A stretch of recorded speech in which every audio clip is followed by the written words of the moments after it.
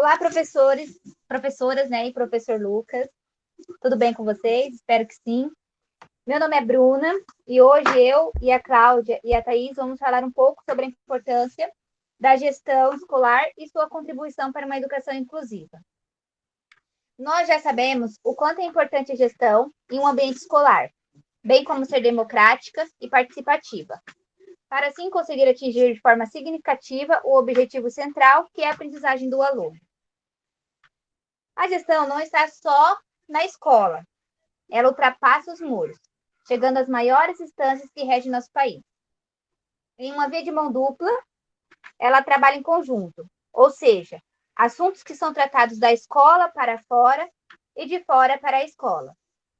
Falando de educação inclusiva, e como a gestão tem um papel importante na fundamental nesse processo de inclusão, é necessário voltar um pouquinho atrás, onde tudo começou. Ou seja, compreender o processo histórico e como a gestão participou dessa evolução até os dias atuais. No passado, as deficiências não eram consideradas pela sociedade. E nas escolas, esses alunos com deficiência não eram aceitos. O processo de inclusão foi um processo lento, ele ainda está em desenvolvimento, né? Sempre evoluindo, sempre tendo novas normas. E desde o começo, no passado, ele passou por 4 paradigmas. O de exclusão, que era quando as pessoas com deficiências eram totalmente excluídas. Escola, sociedade, tudo, elas eram excluídas. A escolarização, segundo paradigma, que foi quando foi criado escolas especiais para esses alunos, ou seja, separados do ensino regular. O de integração, que é onde os alunos começaram a frequentar as escolas do ensino regular, mas vale ressaltar aqui que a escola não fazia o meio, não fornecia os meios para que esse aluno permanecesse na escola. Lembrando que a inclusão, o processo de escolarização, que é quando os alunos começaram a frequentar as escolas regulares, tinha lá, o aluno era aceito, poderia ser matriculado, só que a escola não fornecia os meios. Por exemplo, se o aluno não aprendesse, não acompanhasse, o problema é do aluno, o problema é da família. A escola não tem nada a ver com isso. O aluno tem que se encaixar à escola, e não a escola. Depois nós temos o processo de inclusão, que é onde a escola começou a valorizar o aluno, considerando a sua especificidade. A escola está para o aluno. E como a gestão está todo nesse processo, a todo momento, quando a gente fala desse processo de desenvolvimento, esses 4 paradigmas, teve o processo da gestão fora e dentro do muro das escolas. As políticas públicas, as leis, as normativas, o sistema educacional, tudo isso é gestão.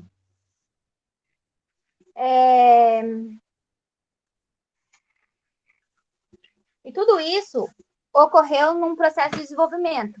Por exemplo, quando a gente falamos lá no passado, com a Declaração de Salamanca, que foi o ponto de partida para o reconhecimento das pessoas com deficiência. Esse documento falava sobre os princípios, sobre as políticas e sobre a prática da educação especial. E foi esse desenvolvimento. Depois nós teve a nossa Constituição de 88, o nosso artigo 205, que traz a educação, é um direito de todos. Ou seja, alunos com deficiências está nesse todo. As pessoas com deficiência precisam ter o direito garantido, e não é só ter o direito. As pessoas com deficiência, elas têm que, além desse direito, por ser um direito desse, parte de nós, da sociedade, tornar esse processo não ser só de igualdade, ser também de equidade, fornecer os meios, não é tornar igual uma imagem que nos faz lembrar bastante esse processo de equidade e igualdade, é aquela imagem que traz um muro, aí tem os livros, a igualdade vai trazer a mesma quantidade de livros para todos, só que o aluno mais alto, ele vai conseguir ver bem acima. E quando a gente fala de equidade, não é tornar só da mesma quantidade de livros para os alunos subir o muro. É pôr um livro, se o aluno é mais alto, ele pode, com 2, ele já consegue ver lá na frente, eu posso dar aquele terceiro livro para o aluno mais baixo. Isso é falar de equidade. E nesse processo de desenvolvimento, nós também temos as diretrizes básicas da educação. Em seu artigo 58, ela fala sobre a oferta do ensino preferencialmente na rede regular para os alunos com deficiência, transtornos globais e superdotação. E, em seguida, nós temos também o artigo 59, também da LDB, que aponta a importância da formação continuada do professor para a atuação dessa área. Então, assim, não é só eu me formar e achar que eu sou especialista em formar um cidadão com deficiência autônomo na sociedade. Eu preciso ter a formação continuada, eu preciso saber como agir, como portar frente a esse aluno, como tornar esse processo de educação significativo. E você deve estar se perguntando, como a gestão está atuando nesse processo? Em tudo. A gestão é a ponte. A gestão precisa estar atenta às leis, às normas, precisa facilitar o processo de inclusão. Se a sua escola tem infraestrutura, por exemplo, para receber um aluno de cadeira de rodas, ele vai mediar junto aos seus professores, verificar se eles têm formação continuada, estar atento às normas, pedir a verba para modificar a escola, por exemplo. Um gestor de uma escola precisa saber as especificidades do seu aluno em conjunto com seus professores, com a comunidade escolar, com todo o corpo estudantil. Se vai precisar de um professor de apoio, se eu preciso modificar a infraestrutura, se eu preciso fazer uma petição para a Secretaria de...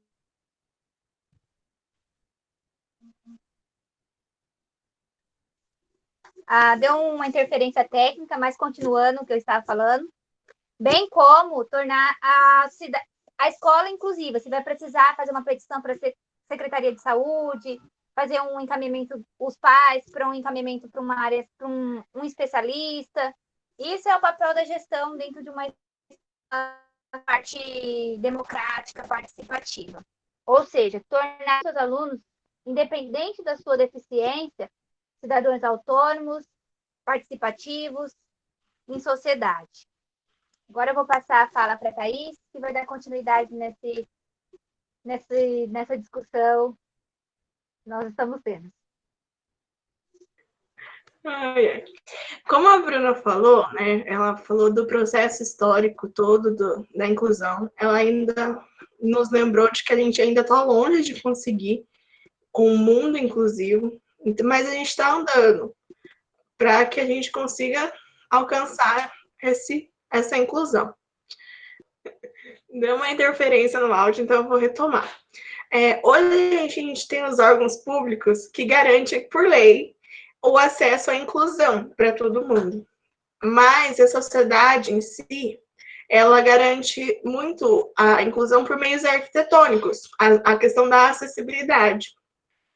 E todo esse avanço que a gente passa, a escola recai sobre a escola.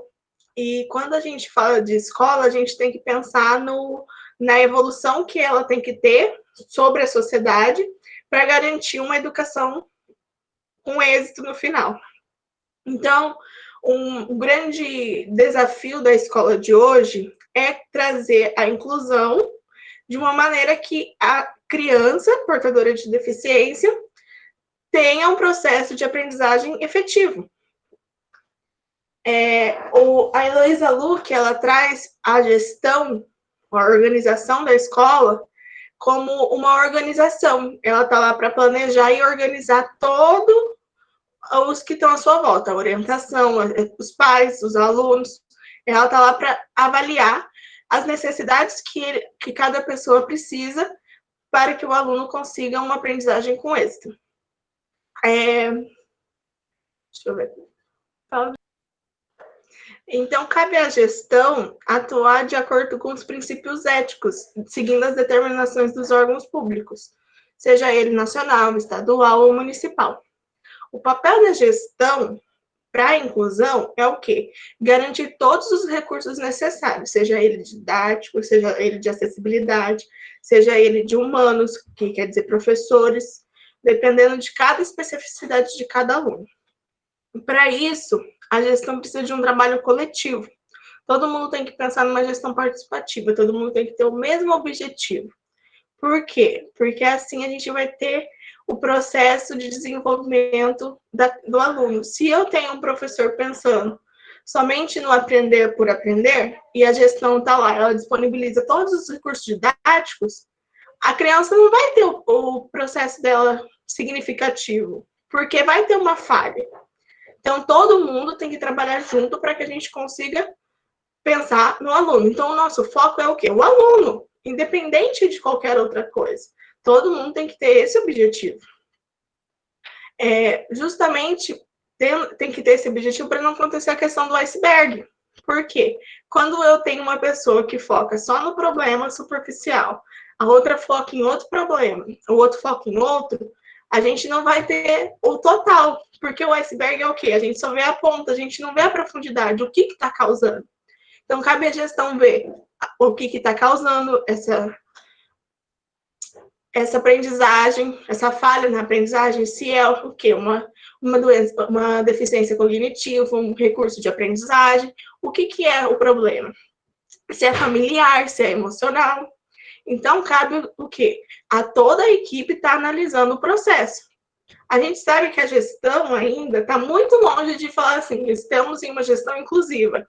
Mas, o que a gente precisa? A gente precisa ter a consciência de que o trabalho de todo mundo junto vai fazer com que a gente lá na frente consiga ter o êxito da aprendizagem do aluno e a gente formar uma escola totalmente inclusiva. Então, agora a Cláudia vai falar um pouquinho. Legal.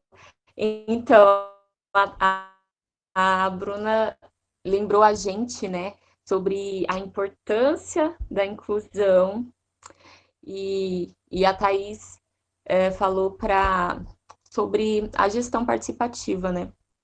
E quando a gente pensa numa gestão participativa, a gente pensa na inclusão escolar, logo a gente se remete, a gente lembra que a escola ela é um lugar de diversidade, onde a gente vai encontrar, vai lidar com indivíduos ainda em desenvolvimento e que a escola ela não vai se limitar a ser um local apenas de transmissão de ensino, né? Vai ser um local, o importante é que a gente se lembre que o ser humano, ele é composto, digamos, por outras esferas, certo? Então, o que eu quero dizer? O aluno que está ali na escola, ele está em um processo de desenvolvimento? Sim, ele está em um processo de desenvolvimento físico, emocional, cognitivo, né? Ele social e ele também tem as suas questões pessoais da vida dele, né? E isso é o que traz essa característica de heterogeneidade dentro da escola, né? Quando a Thais falou sobre a gestão participativa, me fez pensar como que esse tipo de gestão ela contribui para o equilíbrio emocional para todos os que integram a escola, né? Porque uma vez que os funcionários eles estão equilibrados, eles têm um objetivo, eles têm um foco claro e certo do que é a escola, o que eles batalham lá dentro para eles conquistarem para os alunos que são o centro da escola. Consequentemente, né, esse trabalho ele vai ser bem feito e vai atingir de uma forma positiva e vai, com certeza, colaborar muito para o desenvolvimento pleno do aluno, né? Eu lembro de Valon, ele fala muito sobre a influência dos nossos aspectos emocionais sobre o desenvolvimento do ser humano, né? E ele traz também a questão da escola. Ele diz que é preciso que a escola se adapte às necessidades da criança. E aí isso me lembra novamente do que a Bruna falou sobre a inclusão, né? E não só na inclusão, mas nos outros alunos que não possuem alguma dificuldade física, né, nem problema de aprendizagem, mas essa necessidade, às vezes, de trabalhar o emocional da criança, porque tudo isso vai influenciar na aprendizagem e no desenvolvimento integral dela. E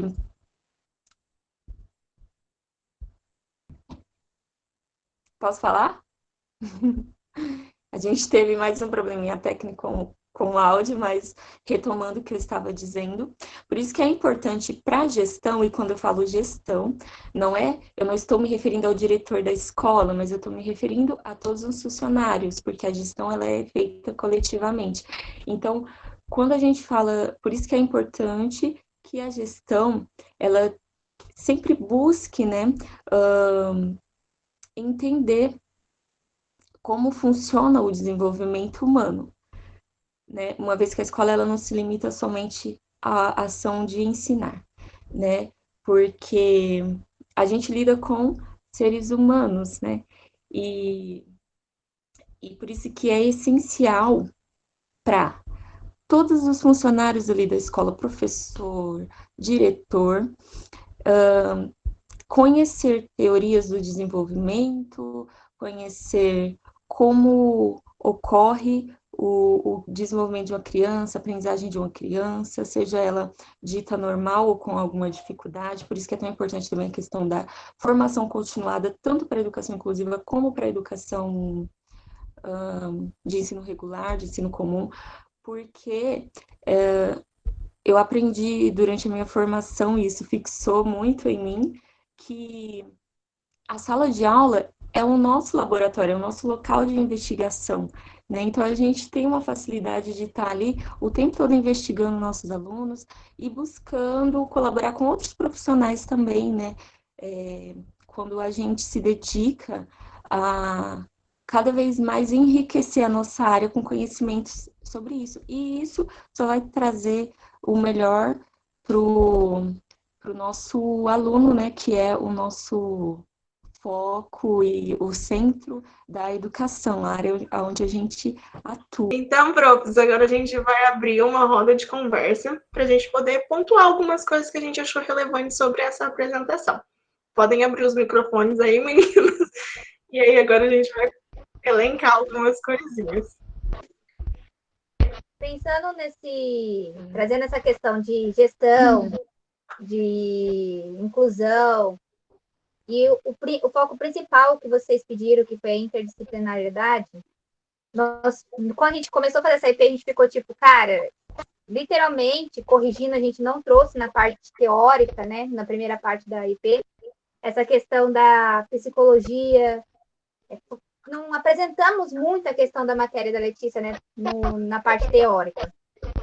E não foi porque a gente não sabia, que a gente realmente não tinha entendido. Então, agora, entendendo o contexto, o tema, o foco, é isso que a Cláudia falou. Trazer a questão de tornar a nossa sala de aula um ambiente de pesquisa. Olhar o nosso aluno, pesquisar, ver o que tem, o que está interferindo na sua aprendizagem. É um problema? É uma dificuldade? Como eu posso fazer para melhorar? Que metodologia? Que fundamentação teórica que eu posso pesquisar, que eu posso olhar, que eu posso trazer pontos, mesmo considerando que o aluno é único, que tem sua especificidade, tem seu desenvolvimento único, tem seu, como é que eu posso falar, o seu físico, como é que eu falo, a sua maturação única, o seu processo de desenvolvimento único. Mesmo tendo tudo isso, tem pesquisas, tem profissionais, tem teóricos que em todo o seu processo, sua vida, pesquisaram, trouxeram pontos que batem com situações que a gente podem melhorar a aprendizagem do aluno. Isso aqui é um problema, isso aqui é uma dificuldade, tem essa estratégia. Valon apresenta isso, Piaget apresenta isso. Que tal a gente trazer os dois assuntos? Que tal a gente modificar ou trabalhar separado? É igual quando a professora Letícia fala, trazendo essa questão da gestão, que às vezes a escola está lá no seu objetivo, no seu, como é que fala, lá no link lá da escola está lá assim, função da escola, objetivo da escola. Trazer o aluno, vamos trabalhar a fundamentação tal, abordagem tal, valorizando a aprendizagem, valorizando a construção. Aí, quando você está lá dentro da escola, como estagiário, ou até mesmo como professor, você vê que tudo aquilo é o contrário do que está apresentando lá no seu PPP. Então, isso é gestão. Às vezes, é só a questão o processo de gestão. Então, a gestão está frente a essa condição, a esse processo, a esse desenvolvimento. O meu PPP fala isso, nós vamos trabalhar isso. Professores, olha, Vamos seguir nessa linha de pensamento. Professores, olha, o professor chegou, olha, diretor, esse é meu aluno aqui, ele está apresentando isso, isso e isso. O que a gente pode fazer? Vamos sentar aqui, vamos conversar, vamos buscar o desenvolvimento do nosso aluno. Como a gente pode tornar essa aprendizagem significativa? Eu entendi isso. Acredito que seja isso, né?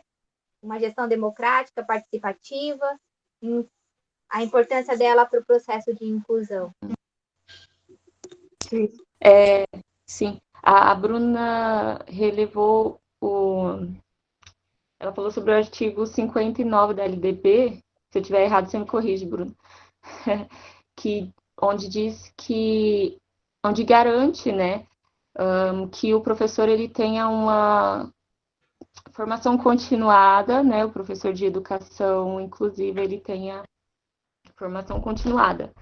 Isso é bem legal porque eu lembro de uma palestra que nós assistimos pela matéria da Magda, pela disciplina da Magda, de políticas educacionais, né, na educação inclusiva, e ela, a palestrante, né, a doutoranda, ela disse que o quão relevante é e essencial que é essa formação continuada, na educação inclusiva especialmente, porque ela disse que existem diferentes deficiências, né, e não existe uma única forma de tratar aquela deficiência, aquele aluno com aquela deficiência, porque às vezes é um aluno que tem a mesma deficiência que o outro, mas existem. Aí a gente entra na questão do sujeito integral, né? Ele vai ter lá as suas próprias dificuldades também, né? Cognitivas e etc., né? E por isso que é tão importante a formação continuada, para o profissional continuar se atualizando, né? E tendo aumentando o conhecimento dele, né, nesse meio. Sim. Eu quero voltar um pouquinho na questão do processo histórico, né? Porque quando a gente começa a pesquisar, a gente pensa na questão do processo histórico, né? O que fez a gente sair de uma exclusão total para começar a pensar que a pessoa portadora de deficiência possa participar da sociedade. É capaz, né? No trabalho da Magda, a gente fez, né, explicou sobre a exclusão, e a gente linkou a questão da inclusão, começou a ser discutida quando teve a questão do cristianismo. A gente ligou nessa questão, né? A gente começou a falar assim, começou a ser pensado na inclusão através do cristianismo. Aí eu fui pesquisar, porque eu gosto sempre de estar procurando por quê. Então, por que quando teve o cristianismo, a gente pensou em incluir as pessoas? O que faz isso ser significativo? E aí eu fui buscar em teóricos, em questões mesmo, aí eu acabei achando, principalmente na questão do cristianismo, a questão na Bíblia, eu procurei, e eu achei que Jesus, ele era o líder, e ele foi a primeira pessoa a tratar a inclusão no mundo, porque ele não tinha distinção. Ele tratava todos iguais. Ele não tinha, para ele não tinha. O cego não precisava ficar de fora, que nem era na sociedade antigamente. Ele trazia isso. Para ele não tinha diferença entre uma pessoa normal e uma pessoa portadora de deficiência. E aí, eu pesquisando mais um pouco sobre sobre essa questão do cristianismo, eu achei a questão da liderança, que eu achei muito legal, que eu coloquei no meu TCC sobre liderança e gestão, se não estou enganada. A diferença do gestor, ele vai estar sempre querendo ordenar. As pessoas vão seguir porque é uma função dele. Eles vão seguir porque eu sou obrigada, ele está acima de mim, eu tenho que comandar isso. E o líder, não. O líder vai estar todo mundo à sua volta, porque eles não estão com o mesmo objetivo. E aí entra na questão da gestão participativa. Se eu tenho um líder, eu vou estar organizando todos que estão à minha volta, mas porque eles também têm o mesmo objetivo. Então, aí eu quis trazer essa questão mesmo de pesquisar para fora de teóricos, de questão de escola mesmo, mas a questão histórica. Eu quis elencar isso. Mais alguma ressalva, Bruna, Cláudia? amei esse a parte que você falou, Thaís, paralelo. portadores deficientes, eu lembrei que a gente não fala mais portadores, mas fala as pessoas com deficiência. Não pode esquecer isso. É verdade. É importante. Sim, obrigada. Mas é isso. Professor, espero Às que vezes a vocês gente tenham ainda, né? gostado, agradecemos. Opa, pra cá.